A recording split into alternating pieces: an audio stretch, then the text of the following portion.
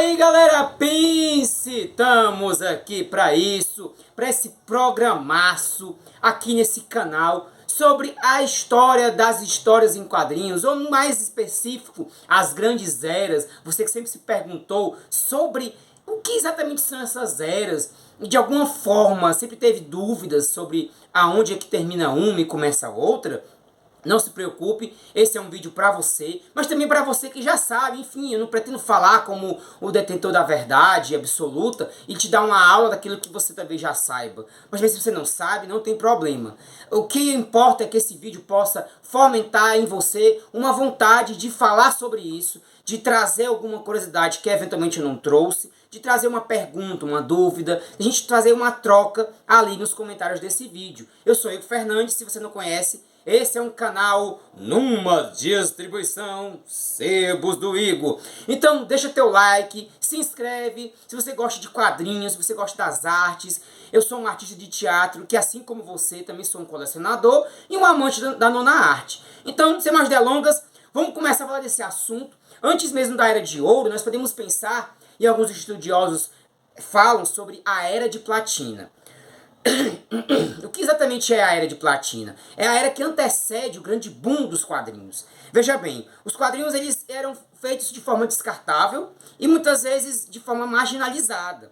Portanto, há que se dizer que o Menino Amarelo foi o grande primeiro destaque que levou os quadrinhos ao seu primeiríssimo patamar. Claro que a imagem não é tão nítida, mas você encontra ela na publicação Nhoquim e Zé Caipora, as aventuras de Nhoquim e Zé Caipora. E é uma história que levou os quadrinhos para o seu primeiríssimo patamar de importância, porque se espalhou para as pessoas tiveram acesso, gostaram, acompanhavam. Mas antes mesmo do Menino Amarelo, que, para não falhar a informação, foi ali por meado dos anos, quase do final dos anos de 1800, mas antes mesmo disso, em 1869 e até 1883, foram publicados aqui no Brasil As Aventuras de Nhoquim e Zé Caipora de Ângelo Agostinho, aqui nessa publicação das edições do Senado Federal, que inclusive eu tenho um vídeo completo mostrando essa ediçãozinha, que são histórias que mostram a nossa brasilidade, o que é uma grande curiosidade vindo de um cara que é um italiano naturalizado brasileiro e que retratou muito bem as relações entre os portugueses e os povos originários. Então o que acontece? O advento dessa Era de Ouro ela é permeado dessa relação também com as revistas pulps, que eram revistas também feitas de papel muito frágil e que, portanto, eram também com esse caráter de descartável. Mas aí as revistas pulps trazem personagens heróicos, personagens que bebiam de elementos da tragédia grega, a jornada do herói, que depois vai se formar o conceito ali no final dos anos 80. E a Era de Ouro, antes mesmo de ter esse nome, ela chamou a atenção por personagens que ganhavam grande importância. Exemplo do Príncipe Valente, do Fantasma, que foi o primeiro herói a vestir a cueca por cima da calça, Flash Gordon, Popeye, a própria Disney e tantos outros personagens que, de alguma forma, ganhavam notoriedade pelos seus autores, né? Autores que, por sua vez, ganhavam dimensão, como, por exemplo, Lee Falk e o seu Mandrake, que para alguns estudiosos, ele sim seria o primeiro super-herói dos quadrinhos, por ser muito fabuloso e cheio de truques, e muitas vezes por manipular magia. Então, para alguns, Mandrake é esse primeiro super-herói. Mas, oficialmente falando, foi em 1938 que realmente se desencadeia a Era de Ouro, quando surgiu, aos olhos de todos nós, e acredito que é sabido até por quem não é tão fã de quadrinhos assim, que foi o surgimento do super-homem criado por Jerry Siegel e Joe Shuster, onde este super-herói ele veio de Krypton e foi criado na Terra para ser este ser fabuloso que combate o crime e as grandes ameaças no mundo. Veja bem, o contexto da Era de Ouro, que fez o grande boom dos quadrinhos, que torna a Era de Ouro essa era tão gloriosa, é porque os quadrinhos nunca foram tão vendidos e tão distribuídos. O grande contexto é a Segunda Guerra Mundial, que faz com que os quadrinhos sejam distribuídos no fronte de batalha, que se tornem propaganda política e que fazem com que Jack Kirby, Don Heck e tantos outros autores criem personagens na editora que antigamente era Timely Comics e que virou no futuro a Marvel, como o Capitão América dando um morro no meio dos beiços do Hitler, Namor, primeiro Tocha Humana, e fazem com que a gente vá vendo personagens que representam o jeito americano de ser. Superman, Mulher Maravilha, o primeiro Lanterna Verde, Alan Scott, o primeiro Flash, que é o Jay Garrick, que era conhecido aqui no Brasil com o singelo nome de Jay Garrick. Então você vê que existe um contexto de propaganda política. Ah, não misturem política com meus quadrinhos. Ai, meu amigo, isso aí já é desde o princípio. Porque os quadrinhos eram uma espécie de panfletagem justamente para mostrar a superioridade americana. Gente, não estou dizendo isso que você deixe de amar os super-heróis por conta disso. Mas saiba que a origem deles é essa. Não tem para onde correr. E aí eles foram muito vendidos. Mas a fim da verdade, a Era de Ouro não se viu só para os super-heróis, mas se viu para outros gêneros, como o gênero do sci-fi. Isso aqui é só uma ilustração, tá, gente? Aqui nem quadrinho é. Depois eu mostro isso aqui para vocês. O gênero de terror, pela EC Comics, que tomou uma grande proporção, principalmente ao fim da Segunda Guerra, e que fez com que os super-heróis ficassem desinteressantes para o público.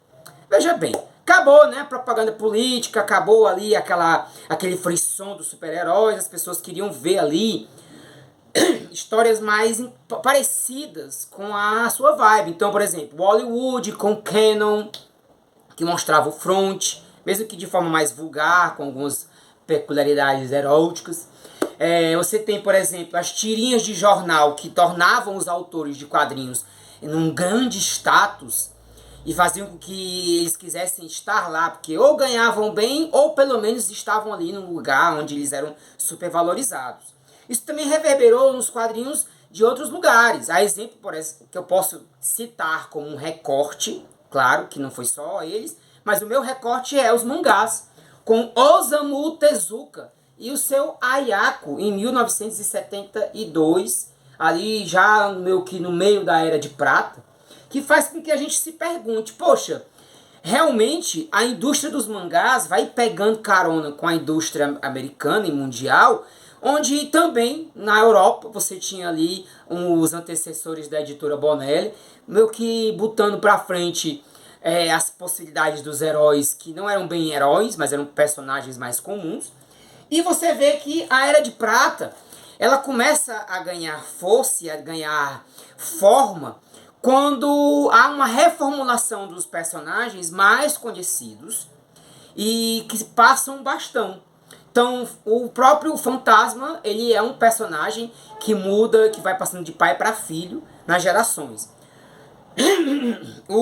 Dizem que a porta de entrada para a Era de Prata foram quando começou os pequenos crossovers entre personagens da mesma editora. Superman foi criado em 38, Batman foi criado em 39. Mas até então, até ali meados dos anos 40, final dos anos 40, eles ainda não tinham histórias juntos.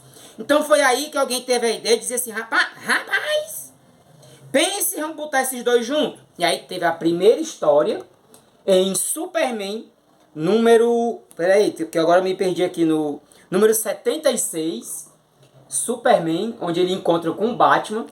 E é uma história muito divertida, onde eles, claro, descobrem a identidade um do outro no escuro do quarto lá de um cruzeiro.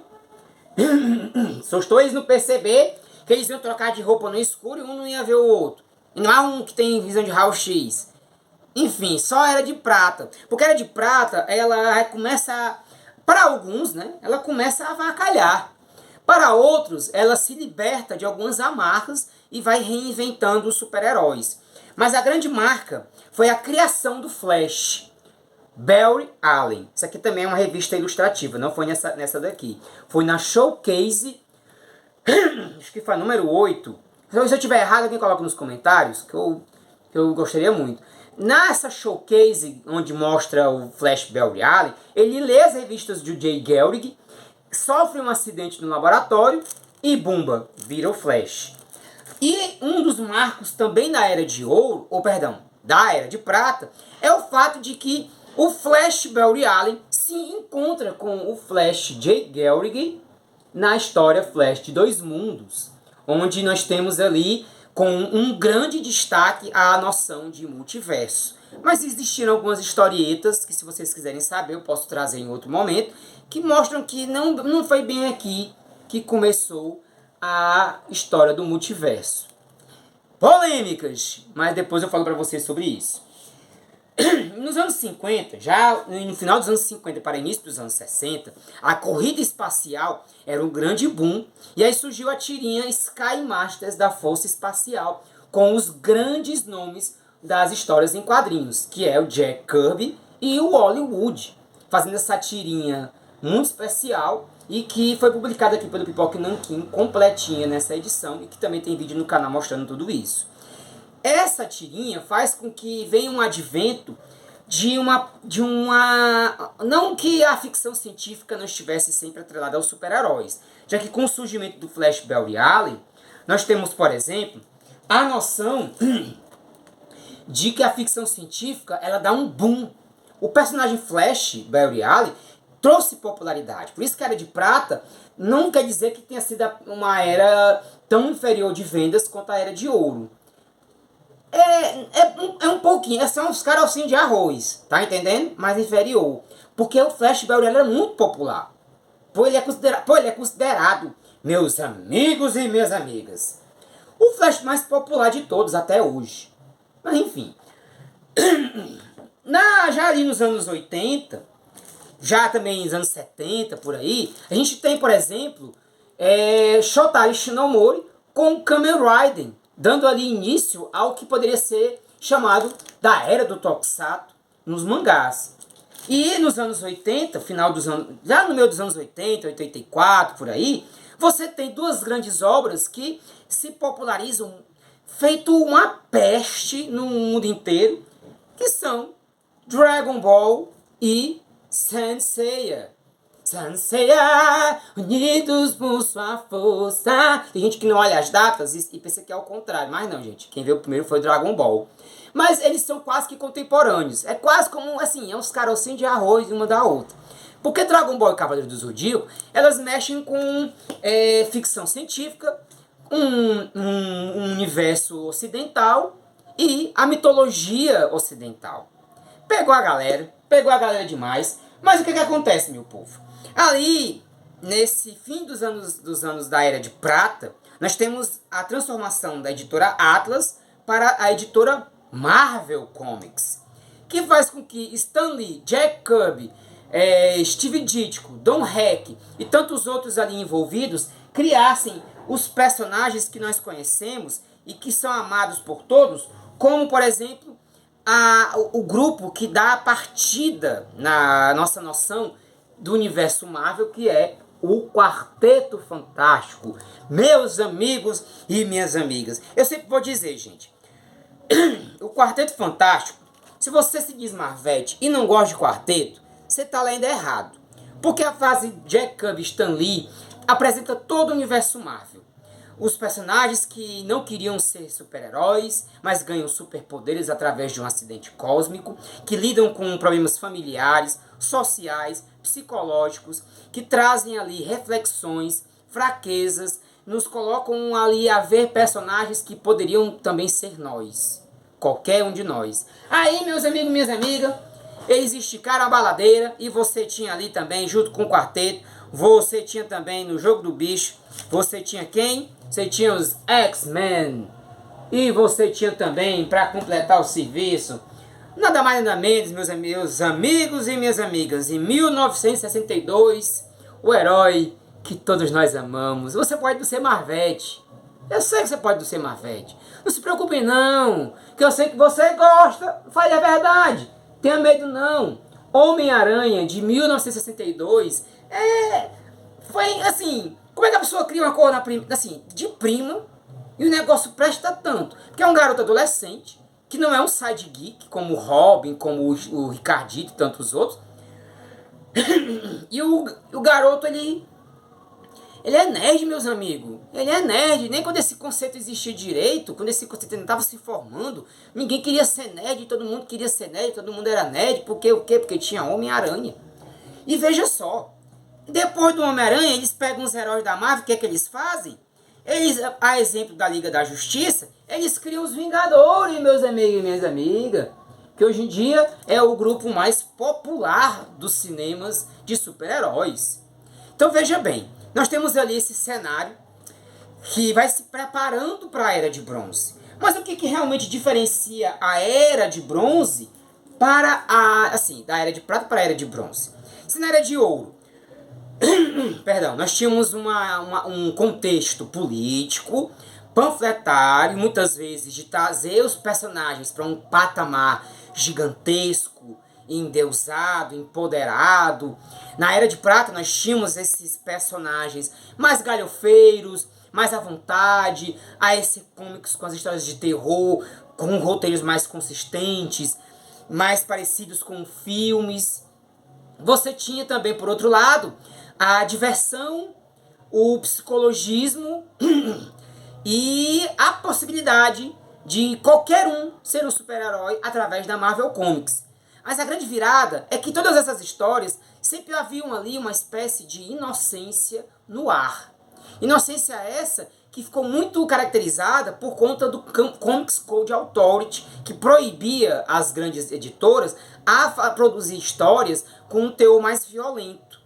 Ao contrário da EC Comics, que infelizmente faliu nessa época por conta de esse monopólio e dessa perseguição às histórias mais consistentes.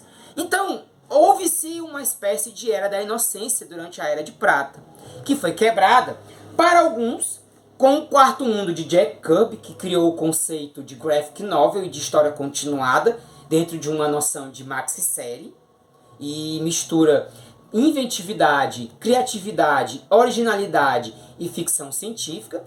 Para outros estudiosos, e até para mim, que não sou estudioso, mas confesso que é muito difícil achar que não seja, é quando a fatídica noite, quando o Duende Verde, ele faz aquilo que todo mundo que era fã da mulher não gostou, que foi quando ele matou a Gwen Stacy, ou melhor, a noite em que Gwen Stacy morreu. E morreu. Quando ela morreu, houve uma grande ruptura. Eu digo assim, alguns estudiosos afirmam que essa é a história que marca a Era de Bronze, porque assim, dentro do contexto da época, a grande massa de fãs de quadrinhos era da Marvel Comics, que amava a Gwen Stacy, a namorada do nerd. Ou seja, ela era a namorada do Peter Parker e de todos os nerds do mundo inteiro. Isso é uma coisa que, se você tem um acesso maior a esse entendimento, no livro, né, A Noite que a Marvel Fez as Pessoas Chorarem, A Noite que a Marvel Nos Fez Chorar, que é um livro do Eduardo, que é um amigo meu, que é o diretor da Gibiteca de Fortaleza, e que ele escreve muito bem sobre isso no livro dele. Então você pode ter acesso através do Instagram dele, vou deixar o Instagram dele aqui na descrição do vídeo. E você tem essa noção de quebra de expectativa. A mocinha, namorada do herói, morre. Morre mesmo. Ela nunca mais, a personagem Gwen Stacy, tal como é, nunca mais voltou. Mas aí você tem assim, na verdade, para os estudiosos mais recentemente falando, a grande quebra da inocência foi quando surgiu Lanterna Verde e Arqueiro Verde, de Dennis O'Neil e Neil Adams. Quando ele começa a abordar temas como drogas, como overdose, violência, e isso num run onde o próprio editor da época, que era o Júlio Schwartz, dá praticamente carta branca para a galera aloprar, mesmo porque houve uma grande influência dos trabalhadores dos quadrinhos de super-heróis com editoras como a Zap Comics, que publicava histórias undergrounds bem pancadas e que estavam pouco se lixando para o Comics Code Authority. Porque aí você tinha, por exemplo, histórias como O Corvo, de James O'Barr, que lidava com overdose, depressão, síndrome do pânico e tantas outras patologias, doenças que mexiam com o psicológico, que muitas vezes nessa época você não tinha nem nome para elas, mas elas estavam aqui, em personagens que não eram bem protagonistas do modo convencional.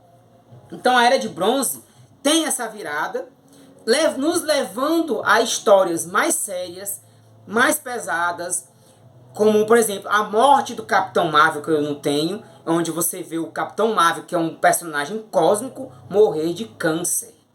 Então você vai vendo que a pegada é mais barra pesada. Nos levando, por exemplo, a 3 grandes obras que nos levam para a Era Moderna, e que também nos botam também a colocar para alguns estudiosos alguns termos variantes dessa Era Moderna, que alguns chamam de Era das Trevas, outros chamam de Era de Ferro, Era Sombria, mas ela dá início a uma Era Moderna porque leva o quadrinho a um patamar muito extraordinário. Uma delas é Maus, que é a primeira história em quadrinho dentro do universo underground e que também como do universo como um todo dos quadrinhos a ganhar o prêmio Pulitzer, que é um prêmio prêmio para jornalistas e que aborda a história do pai do autor, que é o Art Spiegelman, que sobreviveu aos campos de extermínio do nazismo. E aí você tem uma graphic novel, uma maxi-série em 4 partes, que é Batman, o Cavaleiro das Trevas, que como uma palavra, eu sei que é uma palavra muito usada, mas é o jeito, né? Que é a desconstrução do super-herói. O Batman, que nós conhecemos da Era de Ouro, Prata e Bronze, é desconstruído e é desvelado, ele é desnudado para que a gente possa conhecer que nem sempre ser super-herói é essa coisa toda e nem necessariamente é sobre super-heróis que se quer falar. Porque o contexto político sobre essa questão de esquerda e direita, sobre comunismo, capitalismo e sobre quem está certo ou errado, tá bem mais incrustado e bem mais complicado de ser tão maniqueísta. É aí onde Frank Miller acerta nesse Cavaleiro das Trevas número 1. E aí você tem também o Watchmen, de Alan Moore, que, não diga-se de passar, gente, assim, nem é sobre super-heróis. Você gosta de Invincible, da Image, The Boys e tantos outros, mas é o Watchmen que começa a problematizar o que exatamente os heróis, super-heróis e vigilantes querem com essa vibe toda. E aí, quem vigia os vigilantes? Quem está ali julgando o que eles estão fazendo de certo ou errado? Esses personagens podem resolver tudo? O Watchmen, ele é muito profundo, porque ele não é uma obra de quadrinhos que pouco está se importando para os limites. Quem tem limite é o município. Aqui é onde você realmente vê que o buraco é mais embaixo. Mas veja só, essas 3 obras, elas tiveram antecedentes. Ali nesse meio tempo, nós tivemos em 78, nós tivemos Camelot 3000, que também traz esse conceito de maxi-série, de 2 edições, que mexe fala de sexualidade, fala de problemáticas sobre preconceitos de diversas formas, e que vai trazendo ali na sutileza e também de forma descarada, escancarada, muitas questões atuais, em final da década de 70. Você também tem no início dos anos 80, o Monstro do Pântano, que, assim, resgata através de Alan Moore grandes elementos profundos do terror da EC Comics e de tantas outras editoras que traziam no selo Sophisticated Suspense, né? Um suspense sofisticado para driblar o Comics Code Authority. Histórias bem pesadas, mas que também nos faziam refletir sobre a humanidade das pessoas. Será que o Scooby-Doo no bebê foi do Monstro do Pântano no Alamu? Rapaz, e aí nos dão um selo que é muito amado pelos fãs, que é o selo Vértigo, trazendo Sandman, Preacher, Hellblazer e tantos outros selos, tantas outras histórias que o selo Vértigo nos trouxe. E que antes de nos abandonar, nos deu muita alegria através da editora Karen Berger, que autorizou, incentivou uma galera a fazer grandes histórias. E aí a gente vai chegando próximo, também para o universo dos mangás, de personagens que bebem um pouco dessa influência de protagonistas não tão certinhos. A exemplo de Kaneda, de Akira, e de história que mexe com política, ficção científica, noções de vida pós-apocalíptica, do fim do mundo. Você tem também a dominação das máquinas através do homem, através da obra Ghost in the Shell. Você tem ali já no início dos anos 90, você tem um personagem, a exemplo de Yusuke Urameshi, de Yu Yu Hakusho, que tá pouco se fudendo pra ser certinho, que fuma aos 14 anos e que fala palavrão e que quebra todas as regras, tem sangue de demônio. E assim nós vamos conhecendo um universo que para alguns estudiosos é o universo da Era das Trevas ou Era de Ferro, que são personagens mais agressivos. A exemplo de Spawn, de Todd McFarlane, e toda a galera da Image Comics. A exemplo de outros personagens ali que vão levando, como os Youngbloods. Ai meu Deus, agora estou me dando um branco. Que são personagens que, de alguma forma ou de outra, são esses The Boys, Invincibles, personagens que vão escancarar sem nenhum receio a violência explícita, muita ação e traços muito mais sofisticados e muito mais levados à splash page, ao fim de alguns personagens, a exemplo da morte do Superman, a queda do morcego, a queda de Murdoch. Nós estamos vivendo uma espécie de era, dentro da era moderna, que para alguns estudiosos é a era digital. Para outros é a era nostálgica. Ambas são eras que não se confluem tanto, né? Porque a era digital, ela pega essa vibe de você ter o acesso ao quadrinho através do Kindle, através de streams, onde você vai ler os quadrinhos através da rede.